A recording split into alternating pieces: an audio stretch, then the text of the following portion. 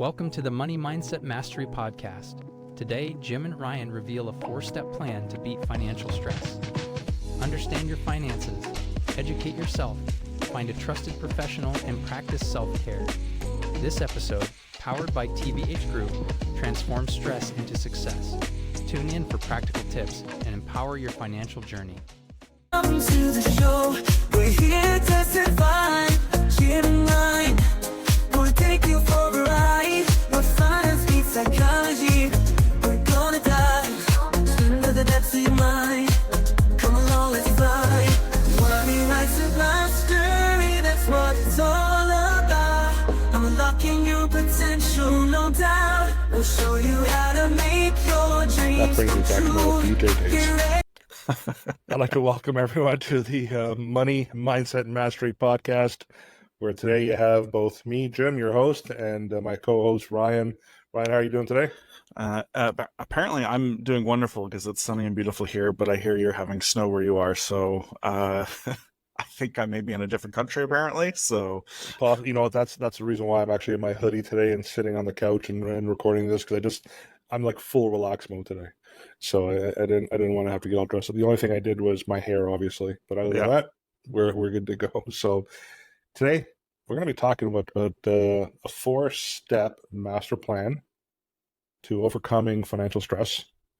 And I think a lot of this too, Ryan, because we've recorded a few of these episodes now, there's going to be some repetition here in terms of what's part of that master plan.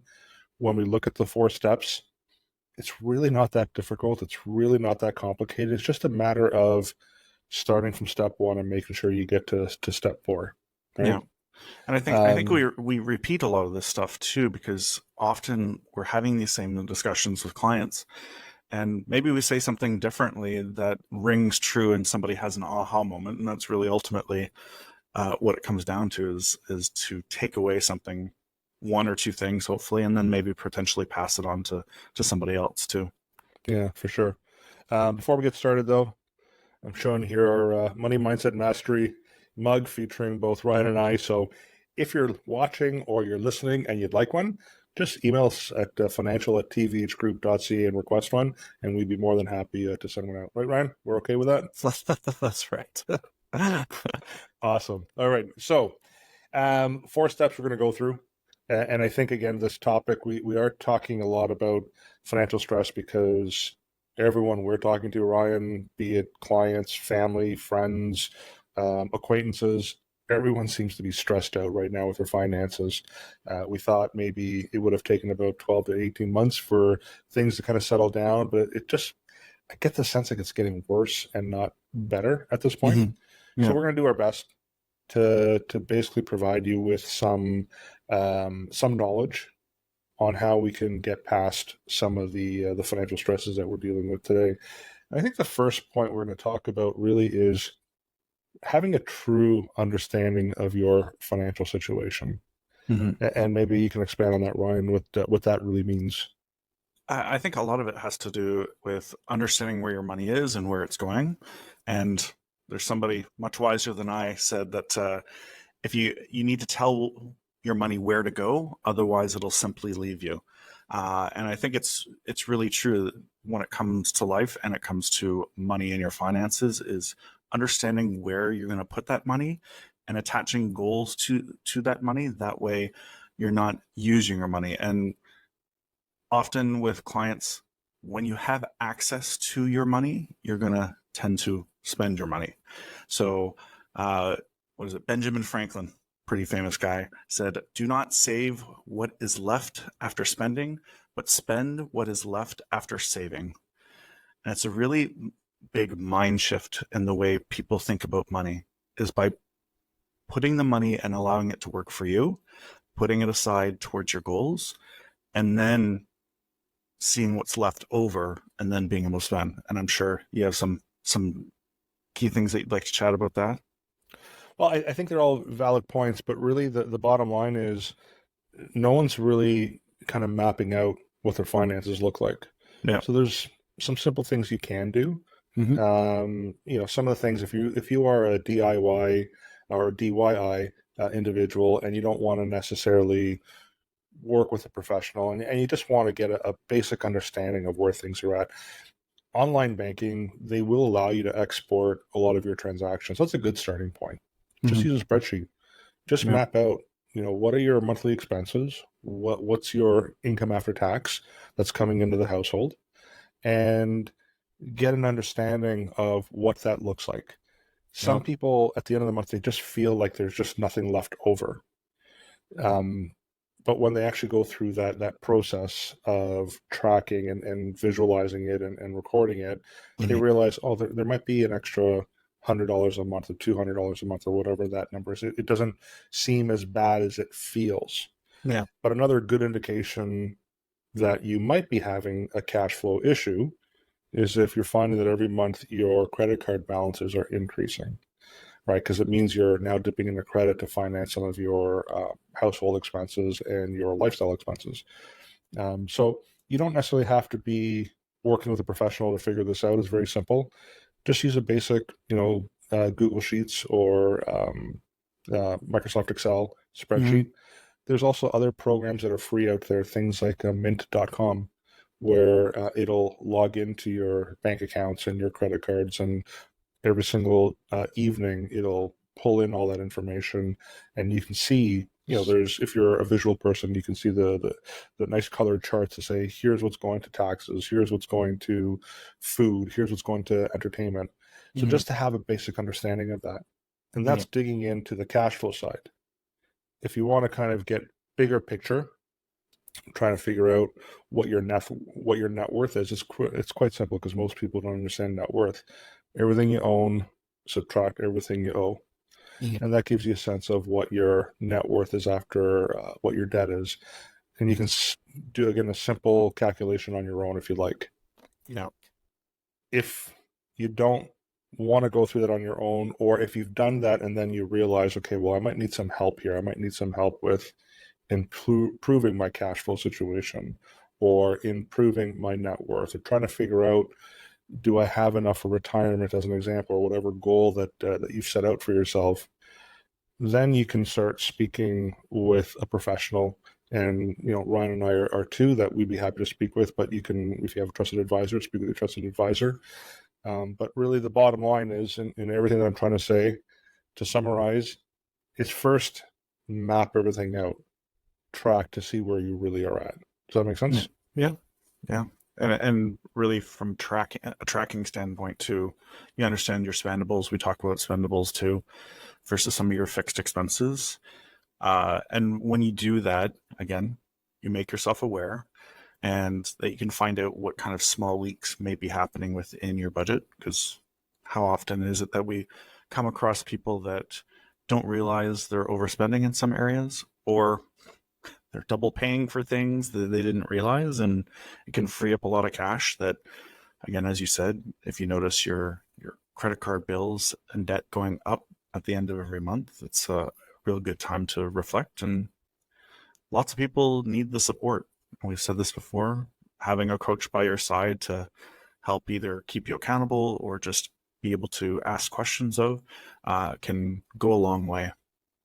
Yeah. And if you're someone who doesn't like spreadsheets, you don't want to go through all that, and you do want to speak with a professional and looking for assistance, we have access to some fantastic tools. From a cash flow point of view, we have the Winton app that we offer our clients who go through our behavioral cash flow coaching program. So that would be one where it's literally focuses on your cash flow. And then we also, for clients who are looking for the retirement plan, bigger picture planning, long-term planning, we have a program called PlanWorth, which again does a wonderful job in illustrating if a person is on track to meet some of the goals that they've set out themselves from a retirement planning point of view, insurance, whatever it might be. So if you don't want to look at spreadsheets and use Excel, and you're looking for some coaching along the way, we have some fantastic tools that we offer our clients in working with us. Yeah, a lot of people I've walked and talked with in the neighborhood lately have been dealing with banks for many years, and when they talk about the process that I go through with clients, and mapping out and giving them a visual sense of where they're at and where they're going and how we can support them and keeping on track. It's a real eye opener. And most people don't even know who their advisor's name is at the bank, which again, I think that for me, I like the personal experience for myself and being able to chat with somebody about, going into a store and talking about the stuff that, that I need to know about a television or a comparison of, the latest supplements that I'm going. There's only so much research you can do online, and it can be overwhelming, which is kind of the point of talking to a coach or a professional, is being able to kind of sift through all the long grass. So unless you've got a really good lawnmower. So I just switched out my snow blower for my lawnmower, and we get 10 centimeters of snow, so maybe that was a little bit premature on my end. So that's the first out of the four steps of the master plan. The second one, and it kind of speaks to the process that you were referring to, Ryan, with your clients that they seem to appreciate, talks about educational and financial matters. So really being educated and understanding how money works. And I'm going to use a very simple analogy, and I've used this in the past, and it's probably my favorite one that I use, but it's my golf analogy, right? And I'm not a golfer. Ryan, I don't think you're much of a golfer, but Ryan, if I were to send you to play in the Masters, which is golf's most prestigious event, and I was going to give you one of two things. You can have only one of these two things. The first one is the clubs of any player that's ever played the game in the history of golf, or the ability of any player that's ever played the game in the history of golf. Which would you choose out of the two? It depends on how shiny those clubs are, though. But I think I take the ability eventually. Right. So, you want to have the skill set. You want to have the best ability of any player that's been out there. If we talk about education when it comes to money and investing, and how, and I'm going to be picking on the banks here, but typically, what the banks tend to do, or a lot of financial firms, is they're kind of waving that shiny club. Right? They're saying, hey, come to us. We have the lowest management fee, or the best rate of return, or the best pricing on lending product, whatever it might be. And that's how they're attracting people. And that to us is the equivalent of the clubs, right? You need to have the financial tools. Our process is the reverse. First, we want to make sure we teach you how to play the game. We want to take you to the tee box. We want to make sure that you're connecting with that swing, that you're hitting it straight, that you're able to hit it, down the line, 250, 300 yards if possible. You have a good short game, a good long game, right? So we teach people about how money works, and then we partner them up with the clubs, which you need to play the game of golf, right? So we then find the right financial instruments, and people sometimes will have the right ones or some of the right ones, but they need some of those to be replaced with something that's different or better or more suited for their game, because a lot of people really don't have the knowledge of what's truly available out there.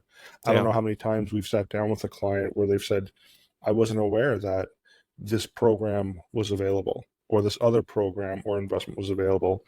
The reason why they're not aware is because they're going to the bank, and the banks, and Denise said this recently, it's not so much that they don't know about these other solutions.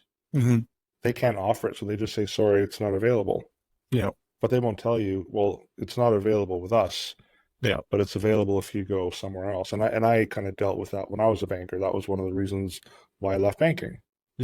Right. So education is a really important thing. People need to get educated, truly understand how money works, cash flow, behavior when it comes to spending, saving, investing, how they react to certain situations.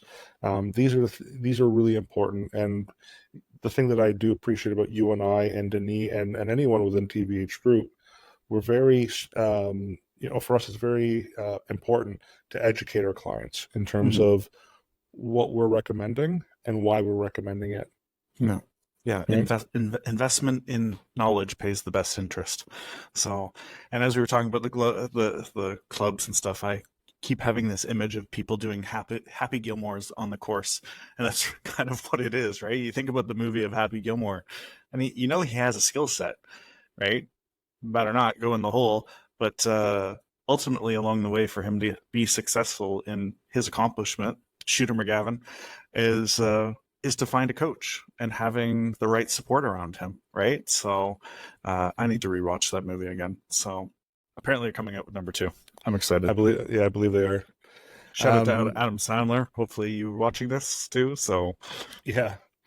No, that's a really good, important point. And then the other thing too is really resources to financial education. Part of the problem is education for a lot of people, especially the younger people, is coming from platforms like TikTok or Instagram, and it's not that all the information that's out there is incorrect.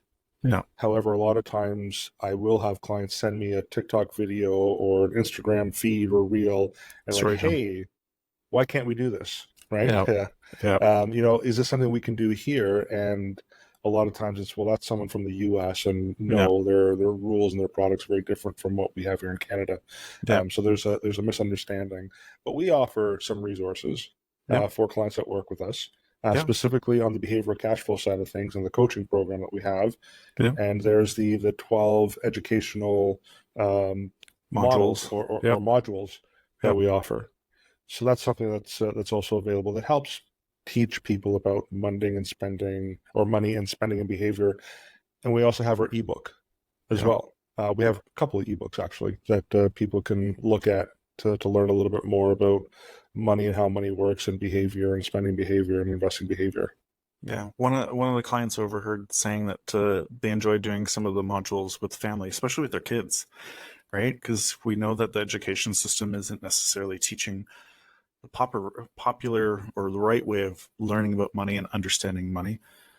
They do some basics on understanding interests and a little bit about this is what a credit card is, but that's really all they do, and they find that the modules have helped support them in educating their kids when it comes to understanding financial literacy. So hoping that people take their own literacy of the financial world a little bit more seriously.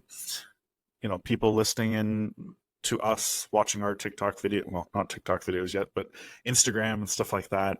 You have a real need to want to learn a little bit more.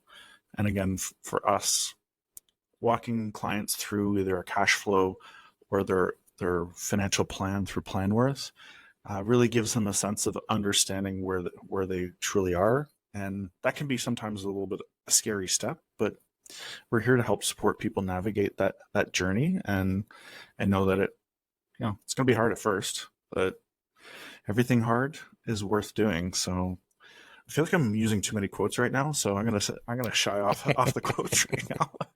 Wait till I get into my movie quote time. So yeah. All right, so no more quotes for the rest of the episode. Well, then, okay, maybe one or two. Let's talk about the next segment.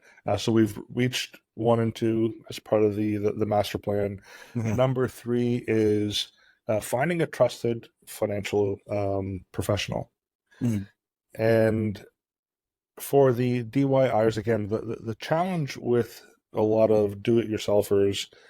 And I've come across many throughout the years where they've done things on their own. They do it to save money, for example, which I understand why they would do that to save money.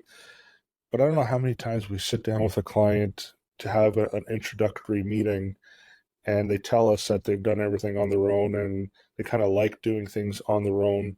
They just thought they should speak with us just to see if we have another opinion.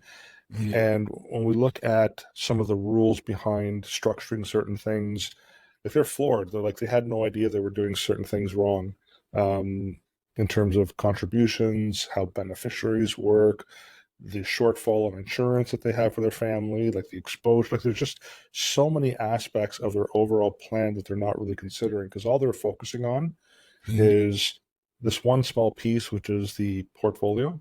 And it's the cheapest one that's available out there, right? So the first thing I would say is try to speak with a financial professional. At least get a second opinion.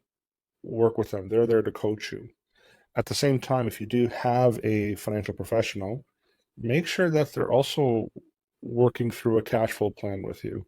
If it's something that you're concerned about, make sure that they are working on a full insurance analysis, on a full retirement analysis, on a full portfolio analysis. Because again, Ryan, you and we come across clients who've been referred to us. Mhm. Many of them have said, I have a financial advisor. I'm really happy with my financial advisor, but I heard that you help with cash flow planning, or I heard that you help with retirement planning. And then, going back to the process that you were saying earlier, we walk them through the process. And I always ask the question, like, how have you found this process? Is this what you were expecting? Yeah. And many clients would sit back and say, you know what? My trusted financial advisor, who I really like and have a really good relationship with, has not walked me through any of this in the Yeah. years that I've been working with them. Yeah. And now they have a decision to make.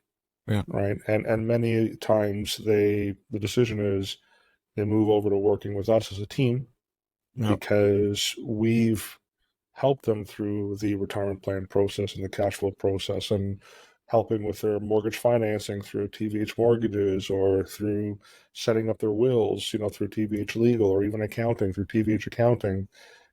So working with a trusted financial professional is very important. Yeah. I think one of the things that I always run into when we bring clients on is they're so focused on the accumulation stage, which is typically the investment side, and nothing else. So to actually go through a full financial plan, and that's what I find when they talk about their current trusted advisor, is that, they're really nice and they do a good job on the accumulation piece. But they don't focus on the overall picture about, creating a great foundation. What if something goes wrong? Where does the money come from? And that's where we truly, I think, look and feel different compared to most others, which is we're going to help you think about other things that could potentially happen, help you prepare for that in some way. I find we're a lot more transparent than most advisors that are out there. We'll give you an honest opinion about the things that are going on. Again, we're here to give advice. Ultimately, it's your decision what to do with it. But I think that becomes a huge part of finding a trusted professional too. Is, do you work well together? Are they going to challenge you a little bit? Make you aware of some of the things that you may not have been aware of before? And ultimately, you have 2 or 3 goals. Are you able to achieve those 2 or 3 goals, both on the short term and long term? Because most of what I've seen is accumulation and none of the deaccumulation of wealth if something happens or if you retire, and how that makes you more prepared. And as we said in the beginning too, when it comes to financial wellness and stress of your life, of understanding what happens if something goes sideways. And I know we're going to be doing a podcast in the near future about some other topics about, stressful situations that have come up and things that can help put some ease to that. And I think it's an important thing to look at when looking for a trusted financial professional or advisor, or that you're working with anybody, that they're not just simply a nice person, because there's lots of nice people out there. So yeah.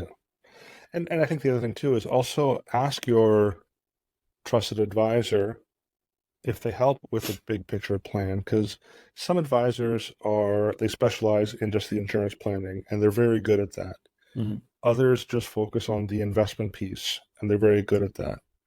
Others might focus on just the investment piece and it's just mutual funds that they offer, but nothing else beyond that. So again, there's some bias there. Or another one might just offer a stock portfolio and there's a bit of a bias there. So just if you're looking for someone to, ask your advisor, I'm looking for a behavioral cash flow plan. I'm concerned about my cash flow. Is this something you can assist me with? If the response is yes, wonderful, engage. If the response is no, then the question might be, do you know someone you can refer me to that helps with this part of the planning? Right. And if the response again is no, I don't, then give us a call, because it's something that we can help you with. Yep. But these are questions you should be asking your advisor. And what we're finding too, and I think I'm going to admit this error on our part. We've helped clients with retirement planning, and many have been successful in transitioning from their working years to the retirement years. But a lot of our projections are based on a percentage of current family income and a percentage of that to be achieved in retirement. Really, what we've shifted on, or what we're changing in terms of planning for retirement, is let's actually go through a cash flow plan. What are some of the expenses that are going to go up when you're retired? What are some of the expenses that maybe you're going to drop off when you're retired? So instead of just picking a percentage of your income, let's focus on the actual cash flow requirements. So that's part of the planning that we're offering now. So it's something we've corrected because we weren't aware of it in the past. We're humans as well. Yeah. We've become aware of this type of planning, and now it's something that we're definitely focused on. The retirement thing, he make a great point. And the one thing I wanted to add, which was, even if you're in retirement, it's important to start going through the cash flow, because then you can see how far is your money going to last you. Because we go into retirement often. I'm speaking as if I'm retired right now, but most of the people that I talk to about retirement is they did no planning leading up to that deaccumulation stage. They did very little planning as to what are the expenses. So again, whether it's a parent or grandparent, looking at what does your life look like 10 years before retirement, 5 years, 3 years, the year before, what does your RSP mutual funds, what does the breakdown of those, what does it look like for that joint account with the government, your RSPs? How does that break down and how much you're going to get? CPP, OAS. It's important that some of these questions be asked and answered leading into retirement, and then especially in retirement, about your cash flow, making it last, what's important for you in the end. So, yeah, and many people that we work with who are planning for retirement or preparing for retirement don't have any guaranteed income sources in retirement, and that's scary. And then we walk them through an example of the sequence of return risk and the potential outcome if you're relying on an investment portfolio that underperforms in the first year or two of your retirement years. You could potentially run out of money before you pass away. Yeah. And that's quite scary. So many people don't have a guaranteed income source. Part of it, again, is if you're going to a bank branch, it's not something that they offer, so it's not something that they can recommend necessarily. If you go to other investment firms, not something, again, that they offer, so it's not something that they're going to recommend. So you really need to take a look at some of these other options if you're looking for some form of guarantee.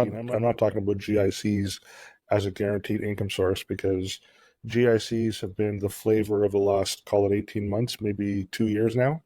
But when we look at some historical data going back to, what was it, I think 2014, I believe it was, 1 year GIC rates were paying less than 1%. So this is a more recent phenomenon than something that we necessarily can count on for the future. And if you're only earning less than 1% on your money, and inflation's at 2.5%, you're in trouble long term. So these are the things you need to be aware of. So let's get into the final. So we've gone 1, 2, 3, right? So the first one was, what was the first one again, Ryan? Oh, geez. As a reminder? You're testing me. I can't. Understanding your financial situation. Okay, so we've done that. Number 2? Educate on financial matters. Okay, number 3? Finding a trusted financial professional. And now we're on to number 4, which is self-care. Yeah. Right? Because the problem with dealing with financial stress, it's a burden. Money is a burden for a lot of people. Stress, if it's not managed properly, can lead to some very bad situations for people. Sometimes it's poor money decisions because they're making it out of an emotional state.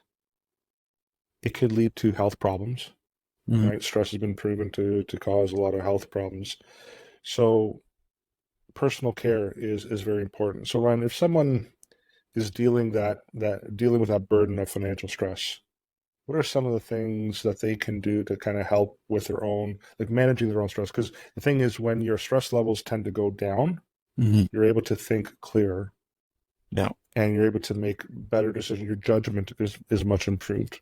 And so, what are Yeah. some of the things that you can recommend that people can do to help reduce stress?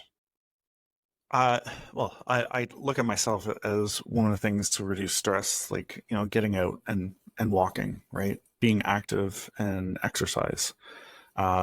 Secondary, breathing work is a big one. Making sure that you have proper breathing techniques. Um, taking care of my mental health, making sure that I recognize when I'm getting stressed and what's causing those stresses.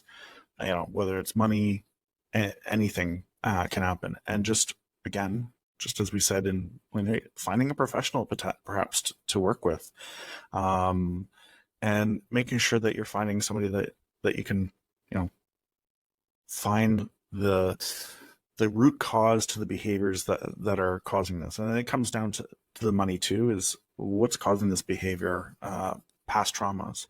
I look at relationships. What are the relationships you're in, and talking about self care, the relationship and where you guys see and look at money and how that impacts your day to day, and making sure that you highlight and understand what they are so you can kind of work through them. Work stress can be a big one. I know I talk to a lot of clients that talk about their work stress, whether it's the right position or, stress because they're not getting paid enough for the work that they're doing. These are all things that can add to the stress, and the things that I know I do and reflect on regularly to make sure that everything in my life is kind of well balanced. I'm sure there's lots of other great tips, and I would encourage anybody, whether you're following us on Instagram, social media, to share some of those tips of things that you do to take care of your own stress, because it's important to share. It's important to share some of the things that are helping you get through the hard times. And more recently, I'm reading a book by Shannon Lee, Bruce Lee's daughter. It's called Be Water, My Friend. And it just talks about, finding the right flow in your life. Journaling, for instance, I know works for a lot of people, to kind of reflect on the things that you're doing. But when it comes to those stress points, it's I think it's working on a solution for them instead of dwelling on the problem.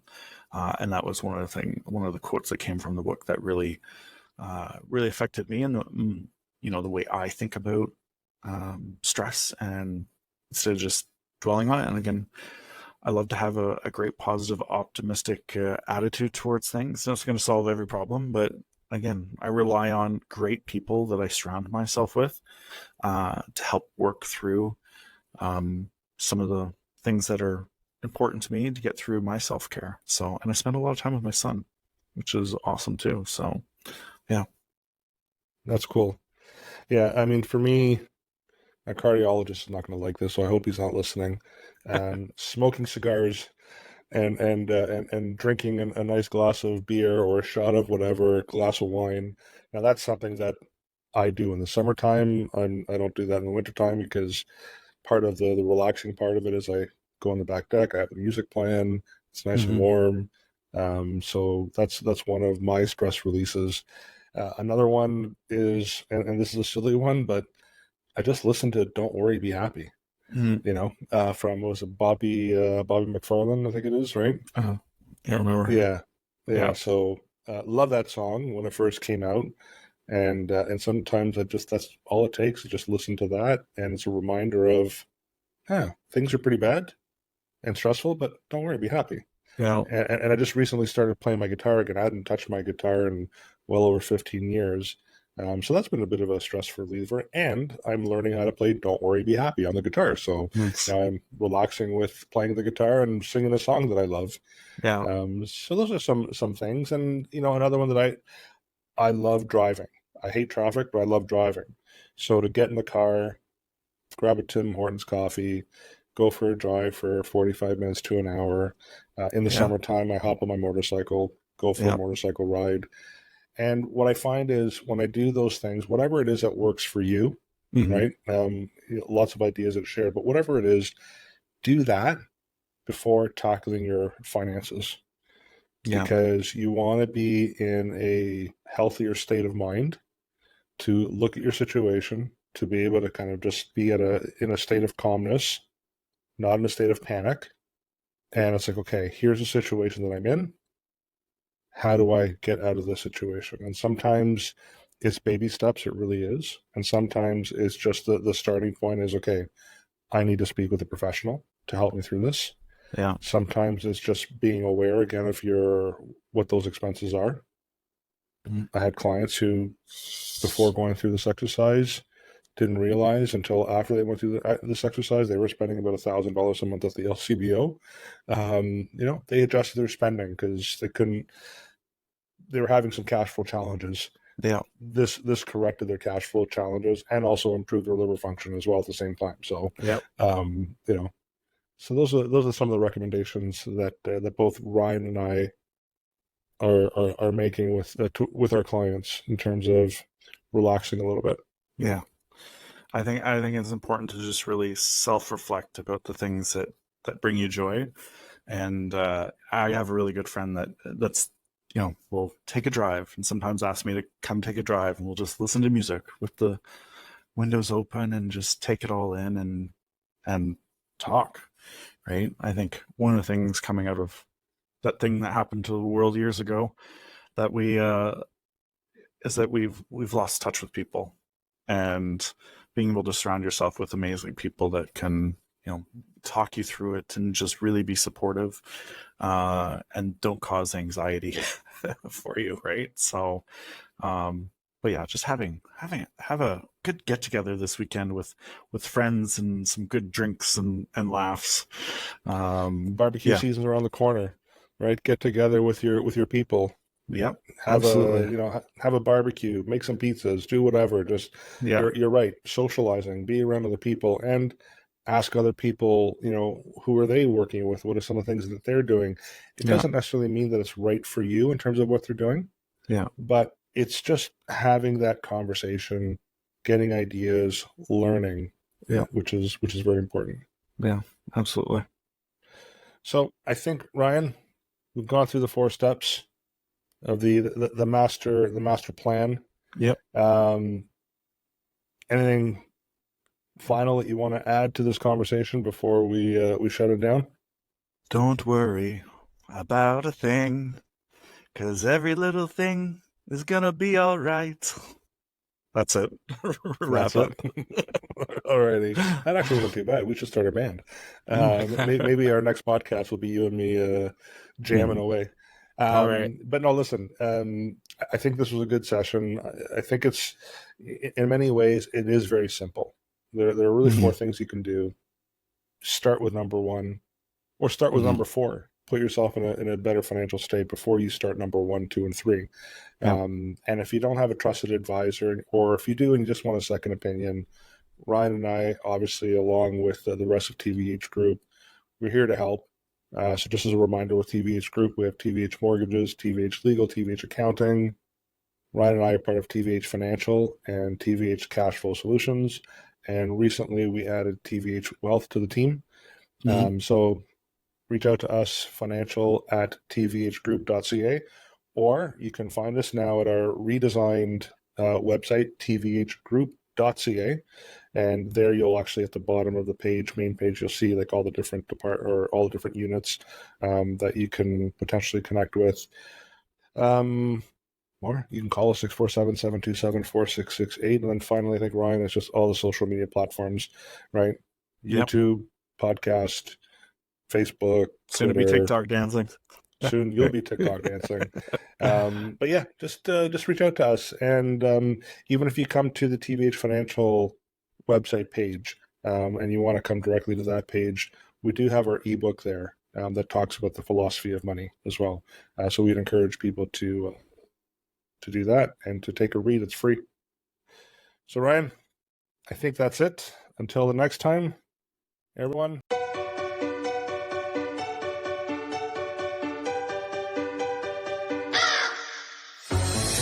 Try